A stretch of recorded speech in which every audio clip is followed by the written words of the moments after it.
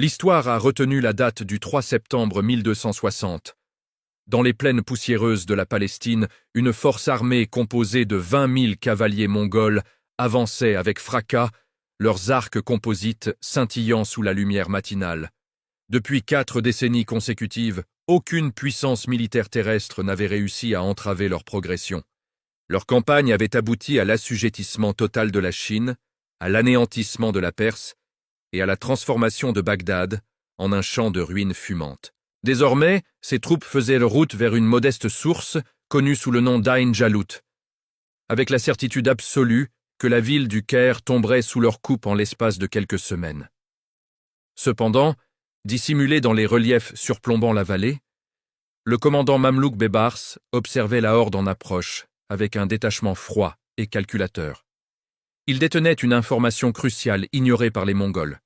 En ce jour précis, l'armée la plus redoutée du monde connu s'apprêtait à s'engouffrer directement dans le piège le plus dévastateur de l'histoire militaire médiévale. Pour saisir pourquoi ce lieu devint le tombeau de l'invincibilité mongole, il est nécessaire d'analyser les mécanismes qui rendaient ces deux systèmes militaires si meurtriers. La machine de guerre mongole reposait sur une efficacité pure, enveloppée d'une aura de terreur. Chaque combattant possédait la capacité de décocher 20 flèches par minute tout en chevauchant, conservant sa formation au grand galop. Leur organisation militaire utilisait un système décimal rigoureux, structurant les armées en unités de 10, 100, 1000 et 10 000 hommes. La communication sur le champ de bataille atteignait un tel niveau de précision qu'un commandant pouvait coordonner des manœuvres sur un front de 50 miles en utilisant uniquement des drapeaux, des corps et des messagers montés. Néanmoins, le facteur qui les rendait véritablement irrésistibles résidait dans la guerre psychologique. Dès l'apparition des éclaireurs mongols à l'horizon, des cités entières capitulaient sans livrer combat. La raison en était simple. Les récits de leur conquête étaient connus de tous. Opposer une résistance aux Mongols signifiait le massacre systématique de toute créature vivante à l'intérieur des murs. En revanche, une soumission immédiate offrait une chance de survie en tant que sujet. Ce système avait permis la conquête de vastes territoires s'étendant de la Corée jusqu'à la Hongrie. En 1958, ils avaient illustré cette puissance en détruisant Bagdad, joyau du monde islamique. Les forces d'Houlagou avaient exécuté le calife en l'enroulant dans des tapis pour le faire piétiner par des chevaux. Le message ne souffrait aucune ambiguïté, rien ne pouvait s'opposer à la force mongole. Les Mamelouks représentaient une entité totalement différente. Il ne s'agissait ni de paysans conscrits, ni de chevaliers féodaux, combattant pour des terres ou l'honneur. C'étaient des esclaves guerriers achetés dès l'enfance dans les steppes et les montagnes du Caucase, puis soumis au programme d'entraînement militaire le plus intensif du monde médiéval. Dès l'âge de 7 ans, un mamelouk ne se consacrait qu'à une seule discipline, le combat monté. Il ne pratiquait ni l'agriculture, ni l'artisanat, ni la politique, uniquement la guerre. Il s'exerçait au tir à l'arc jusqu'à être capable de fendre une flèche au grand galop. Il maniait l'épée jusqu'à ce que le travail de la lame devienne instinctif. Plus important encore, il maîtrisait l'art des charges de cavalerie coordonnées, capable de briser les formations d'infanterie comme du verre. C'est ici que la distinction devient notable. Alors que la puissance mongole découlait de l'adaptabilité et de la vitesse sur de vastes distances, la force mamelouk reposait sur une spécialisation concentrée. Le guerrier mongol était un généraliste superbe, capable de combattre partout et dans toutes les conditions. Le mamelouk, lui, était un instrument de précision conçu dans un but unique, détruire la cavalerie ennemie lors de combats rapprochés. La situation stratégique en 1260 ne pouvait être plus désespérée pour le monde islamique. Houlagou contrôlait l'ensemble des territoires allant de l'Iran à la Syrie. Son lieutenant, Kitbouka, commandait la force avancée poussant vers l'Égypte avec des ordres explicites, éliminer le sultanat mamelouk et parachever la domination mongole au Moyen-Orient. Le sultan Kutuz savait que les calculs étaient brutaux. Les Mongols n'avaient jamais perdu une bataille majeure. Ils disposèrent de la supériorité numérique, d'une meilleure logistique et de 40 années d'élan psychologique. Chaque armée islamique précédente s'était effondrée devant leur avancée. Cependant, Kutuz possédait un avantage que les Mongols n'avaient jamais affronté: des commandants qui comprenaient leur schéma tactique. Baïbar avait étudié les méthodes mongoles durant leur conquête de la Syrie. Il avait observé leur préférence pour attirer les ennemis en terrain découvert, là où leur avantage de mobilité devenait décisif. Il avait noté leur confiance dans la poursuite des forces en retraite, une tactique qui avait livré d'innombrables victoires. Plus important encore, il avait identifié le scénario unique où les avantages mongols se transformaient en vulnérabilité. En terrain accidenté, là où leur formation ne pouvait maintenir une coordination parfaite et où la poursuite devenait canalisée plutôt que fluide, la machine mongole inarrêtable pourrait enfin rencontrer un adversaire à sa mesure. Le décor était planté pour la bataille la plus conséquente du XIIIe siècle. D'un côté, un empire n'ayant jamais connu la défaite commandé par des généraux ayant conquis la moitié du monde connu. De l'autre, des guerriers esclaves d'élite défendant la dernière puissance islamique majeure, menés par un commandant prêt à tout miser sur un seul pari désespéré. Les événements qui suivirent allèrent briser à jamais le mythe de l'invincibilité mongole. L'aube se leva sur la vallée d'Aïn Jalut le 3 septembre 1260. L'avant-garde mongole de Kitbuka franchit la crête des collines surplombant les sources, leurs chevaux soufflant dans l'air frais du matin. En contrebas, ils repérèrent exactement ce qu'ils attendaient, une force mamelouk positionnée près du point d'eau. Il s'agissait d'environ 3000 cavaliers en formation lâche. Kitbuka sourit, l'affaire serait réglée avant midi. Les Mongols descendirent dans la vallée en adoptant leur formation de bataille standard. Cavalerie lourde au centre, archers légers sur les flancs et unités de réserve positionnées pour exploiter toute percée. C'était le même dispositif qui avait écrasé des armées de Pékin à Budapest. Alors que la distance se réduisait à portée d'arc, un événement inattendu se produisit. Le commandant mamelouk leva sa bannière et fit pivoter sa monture. L'intégralité de la force mamelouk commença à se replier loin des sources, non pas dans la panique, mais dans ce qui semblait être une retraite organisée. Baïbars avait entamé la performance de sa vie. Ce qui rendait ce moment psychologiquement brillant résidait dans la doctrine mongole qui mettait l'accent sur la poursuite des ennemis en retraite. Chaque officier mongol avait appris que les forces fuyantes étaient des forces vulnérables. Lorsque l'ennemi court, il faut le traquer et le détruire pièce par pièce, avant qu'il ne puisse se regrouper. Kitbuka avait personnellement vu cette tactique réussir des douzaines de fois. À la bataille de Mohi, les chevaliers hongrois en fuite avaient été massacrés par milliers durant leur retraite.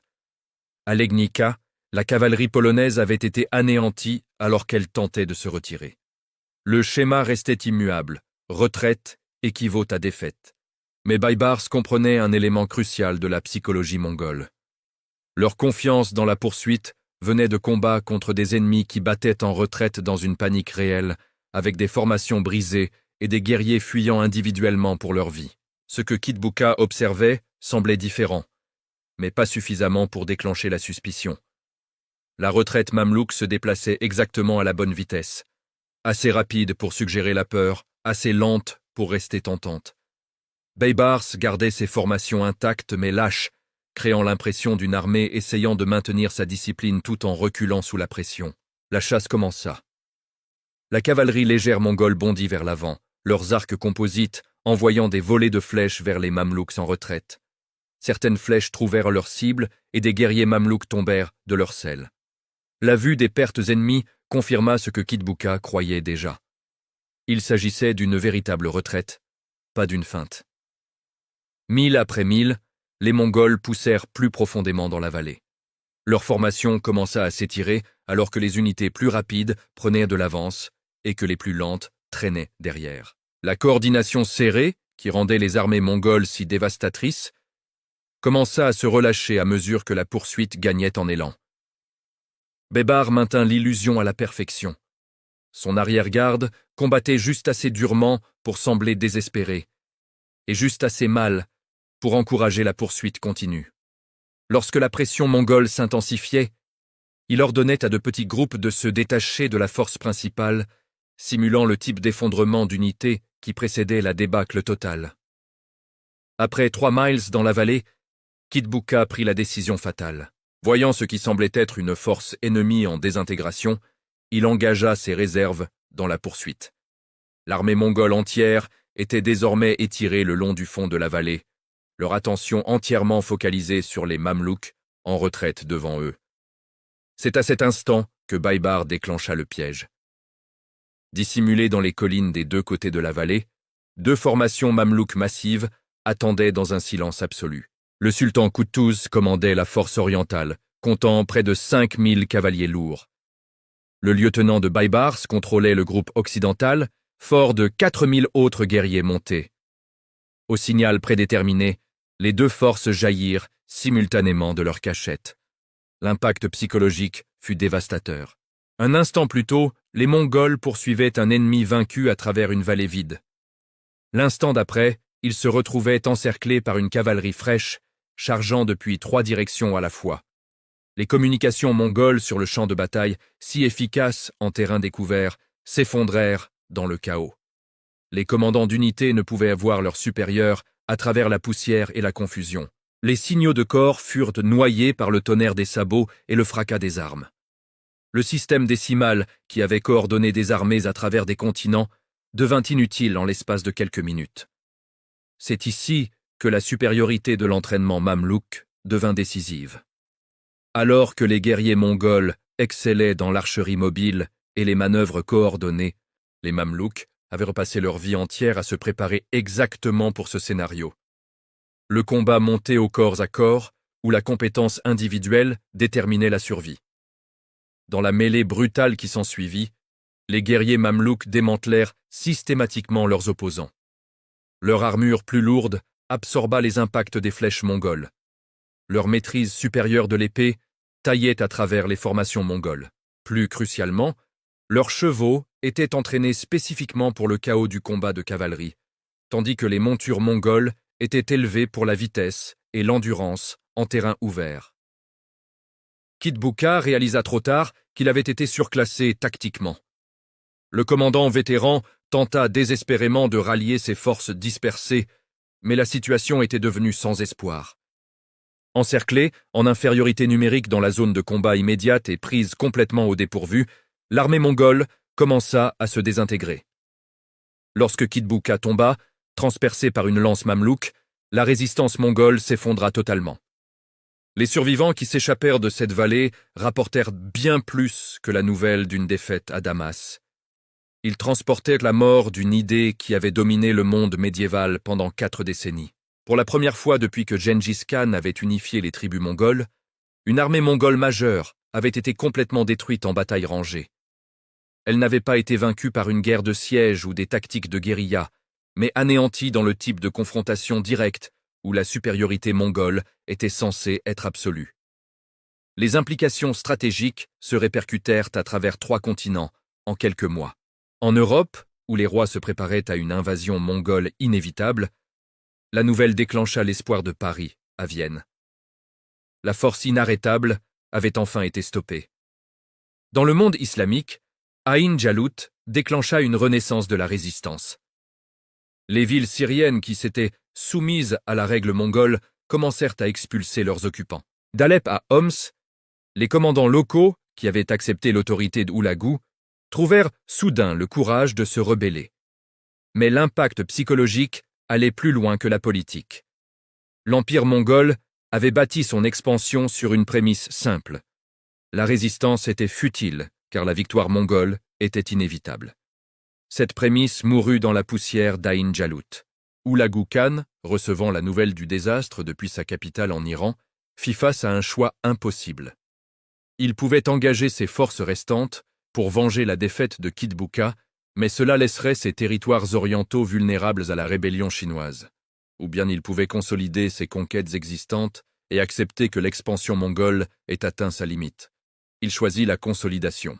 La machine de guerre mongole, qui avait roulé de l'océan Pacifique à la mer Méditerranée, s'immobilisa de façon permanente aux frontières de l'Égypte. Ce qui différenciait Aïn Jalut des autres revers était crucial. Les Mongols avaient subi des défaites auparavant, mais toujours dans des circonstances qui pouvaient être justifiées. Le mauvais temps lors de l'invasion du Japon, des lignes de ravitaillement surexposées en Europe de l'Est, ou l'instabilité politique suivant la mort d'un grand khan. Aïn Jalut n'offrait aucune excuse de ce genre. La météo était parfaite, les approvisionnements adéquats, la structure de commandement unifiée et les troupes vétéranes dirigées par un général expérimenté. Les Mamelouks les avaient simplement vaincus en utilisant des tactiques et un entraînement supérieur. La bataille prouva que la domination militaire mongole n'était pas basée sur une invincibilité surnaturelle, mais sur des avantages tactiques spécifiques qui pouvaient être contrés par le bon adversaire dans les bonnes circonstances. Baybars avait identifié ces circonstances et les avait exploitées avec une précision dévastatrice. En l'espace d'une génération, l'empire mongol unifié se fractura en khanats concurrents.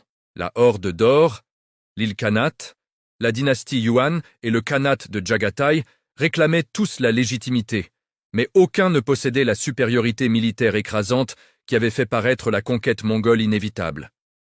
L'âge de l'expansion mongole était révolu. L'âge du déclin mongol avait commencé. Et tout cela débuta dans une vallée appelée Ain Jalut, où un commandant brillant prouva que même l'armée la plus crainte au monde pouvait être détruite par le bon piège au bon moment. Le 3 septembre 1260 marqua le jour où le génie tactique triompha de la réputation militaire. Baybar avait accompli ce qu'aucun général avant lui n'avait réussi.